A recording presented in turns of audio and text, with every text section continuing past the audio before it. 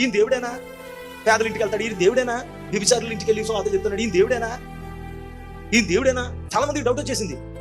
ఎందుకయ్యా నీకు 5 భర్తలు ఉన్నావిని తీసుకెళ్ళి ఆ ఊర్లో స్వార్థ చెప్పించామంటే, ఆవిడ నాకు భర్త 5 భర్తలు ఉన్నాడు కాదే బాబు, అసలు భర్త ఒక భర్తతో ఉన్న నాకు నచ్చలేదు. వాళ్ళ భర్తతో ఒక భర్తతోనే ఉన్నారు కానీ బుద్ధులు మంచి కాదు. ఈవిడ 5 భర్తలతో ఉన్న ఈమె బుద్ధి నాకు నచ్చింది. నా స్వార్థ కనుక ఆమెను తాకితే కనుక తన నా కొరకు ప్రాణమైనా పెడతాదని నమ్మాడు. ఎన్నో స్వార్థికులు ఉన్నారు, వాళ్ళందరినీ వదిలేసి సమాధుల్లో ఉన్నటువంటి దెయ్యం పట్టినోడిని వాడుకుంటావేంటయ్యా అంటే, అతను నాకు నచ్చాడయ్యా బాబు. దేవునికి ఎంత ఇష్టంగా ఉండాలో ప్రయత్నం చేయండి.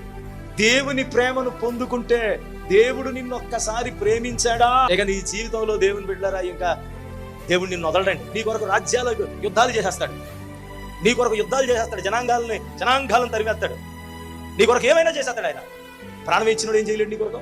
ఆయనకి ఇష్టం లేకపోయినా ఇష్టంగా మారితే అది మనకు కష్టమైనా దేవుడు మనల్ని ఇష్టపడతాడు.